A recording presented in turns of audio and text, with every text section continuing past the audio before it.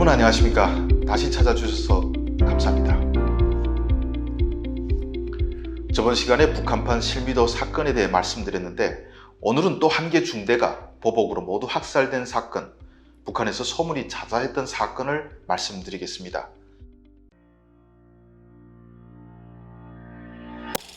제가 북에서 대학에 다닐 때 들었던 사건인데 김일성대에는 고위 간부 자식들이 많아서 거기서 도는 이야기들은 대개 신빙성이 있습니다. 제가 강릉 잠수함 사건 벌어져서 북한 승조원들이 를 선택했던 이야기도 북한 사람들은 다 모를 때 김일성대에서는 좌초 바로 이틀 뒤에 소문이 돌아서 수십 명이 했다는 이야기를 들을 정도였습니다. 오늘 이야기도 지난번 중대 사건을 증언한 그 고위 탈북자가 제가 북에 있을 때 들었던 것과 똑같은 내용을 증언해 몇 년 전에 한 언론사에 관련 글도 썼습니다. 그래도 많은 분들이 모르실 거니까 말씀드리겠습니다. 이 사건은 김일성이 사망해서 유명한 평안북도 향산군에서 1990년에 발생한 사건입니다. 이곳에 대남 공작원이 찾아왔습니다. 우리 입장에서는 간첩이죠. 이 간첩이 1920년대 20대 초반부터 난파돼서 한국에서 대학생으로 위장해 활동했다고 합니다. 그때 한국의 대학가에 위수, 김동 이러면서 분위기가 북한 찬양하는 쪽으로 흘렀는데 여기에 젊은 북한 간첩들도 대학생으로 가장에 침투한 뒤 이런 흐름을 주도했다는 뜻이겠죠. 이 간첩이 1990년 가을에 사업 총화 보고도 하고 또 활동 지침과 자금을 받아가기 위해서 은밀히 평양으로 들어왔습니다. 그런데 그 시기 고향인 향산군에 살고 있던 아버지가 칠순 잔치를 하게 됐는데 이 간첩은 차를 타고 갔다 오라는 주황당 본부의 권유를 거부하고 호위병 2명만 데리고 갔답니다. 이유는 가족이나 주위 사람들이 군대에 간 것으로 알고 있기 때문에 조국 산천을 유람하면서 조용히 다녀오겠다는 것이고 워낙 최정예 훈련을 받았으니까 무서울 것도 없죠. 고향 가까이까지 가서 이 공작원은 집에 조용히 혼자 들어가겠다면서 호위병도 좀 있다가 오라고 의배 남겨두고 자기가 어렸을 때 뛰어놀던 농촌길을 따라 걸어갔다고 합니다. 그런데 길에서 군인 6명이 이 사람이 혼자인 것을 보고 말을 걸었죠. 담배 한 대 좀 주세요 이러고 수작을 걸었는데 이 공작원이야 북한의 사정을 잘 모르니까 이민군대를 보니 반갑다고 하면서 가방을 쫙 열어서 고급 담배 한 갑씩을 나눠주었다고 합니다. 아버지 칠순 잔치에 가니 가방에 좋은 술, 담배 가득 채워 있었습니다. 군인들이 딱 보니까 옷도 비싸게 입고 가방도 비싸고 가방 지퍼를 쫙 여니까 고급 담배, 고급 술이 가득 차 있으니까 이게 뭐냐 싶었죠.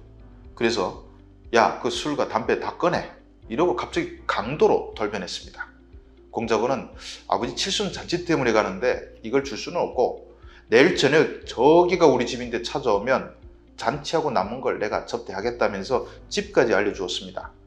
군인들 입장에선 뭔 이런 만만하고 어처구니 없는 놈이 있냐 싶었겠죠. 그러니까 야, 수작 부리지 말고 지금 내놔 이러고 가방을 통째로 뺏으려고 덤볐습니다. 공작원이 처음에는 그냥 순수한 마음으로 대상했는데 군인들이 강도짓을 하고 주먹을 휘두르니까 그때 배운 게 나왔죠. 6명 모두 가볍게 눕히고 집에 갔습니다. 6명이 중대 얻어 터지고 가니까 중대장이가 어떤 새끼가 이랬어 하고 펄펄 뛰었습니다. 군인들이 저기 어디 간다는 젊은 남자가 우리를 이렇게 만들었다고 말했죠. 그러자 중대장이 이런 머저리 새끼들 하고는 부소대장 한 명 시켜서 조선인민군대 본때를 보여주고 오라고 시켰습니다. 부소대장이 싸움 좀 할 줄 아는 부하 한 30명 뽑아서 공작원 집에 쳐들어갔습니다. 이들이 갔을 때 공작원은 부모와 오랜만에 만나서 회포를 나누고 있던 중이었는데 여기에 군인 30여 명이 쳐들어온 것입니다.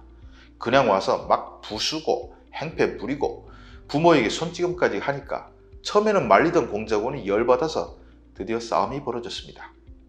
그런데 워낙 잘 훈련돼서 군인들이 30명으로도 밀렸다고 합니다. 수십 명이 맞아 쓰러지니까 남은 군인들이 눈이 돌아갔죠. 도저히 안 되겠다 싶으니까 이 중 한 명이 그 집에 있던 나무 패던 도끼를 뽑아 들고 뒤로 돌아가서 머리를 내리 찍었다고 합니다. 그리고는 다 달아났습니다. 그 공작원이 죽기 전에 적후에서도 죽지 않았던 내가 고향에 와서 억울하게 죽는다는 말을 남겼다고 합니다. 나중에 호위병들이 오니까 그런 상황이 벌어진 거죠. 즉각 이 사건이 김정일에게까지 보고가 들어갔다고 합니다. 화가 난 김정일은 인민군대 한 개 사단을 잃은 것보다 더 큰 손실을 당했다며 공자원을 죽인 그 중대를 한 명도 남김없이 몰살시키라고 지시했다고 합니다. 그날 새벽 4시쯤 완전 무장을 한 대남 공작원 훈련생들이 중대에 나타났습니다. 최고사령관 명령으로 중대를 모두 마당에 모이라고 하고서는 싸움에 가담하지 않은 병사들까지 모두 죽였고 그들의 고향에는 전사 통지서만 보냈다고 고위 탈북자는 증언했습니다. 그런데 제가 평양에서 들었던 내용은 버전이 좀 다릅니다. 중대 집합시킨 것까지는 맞는데 제일 먼저 군관들과 싸움에 가담한 군인들 불러낸 뒤에 총으로 머리를 쏴서 죽였다는 것까지 들었습니다. 또 공작원 관리를 잘하지 못한 주황당 담당 부서 성원들과 호위병들, 몰살당한 중대의 상급 군관들은 출당 파면시켜서 비밀 보장을 위해서 18호 정치범 수용소에 보냈다고 합니다. 그 정도로 김정일이가 치를 떨 정도면 엄청 대단한 업적을 세운 간첩이 아닐까 싶은데 제가 듣기에도 엄청 큰 거물이었다고 했습니다. 우리 입장에서는 엄청 큰 골칫거리를 북한군이 처리해 준 셈이 되겠네요. 이 이야기는 제가 보지는 못해도 아는 탈북민들이 꽤 많은 것으로 보아서 실제 있었던 이야기가 확실해 보입니다. 네, 오늘 얘기는 여기서 마치겠습니다. 지금까지 시청해 주셔서 감사합니다.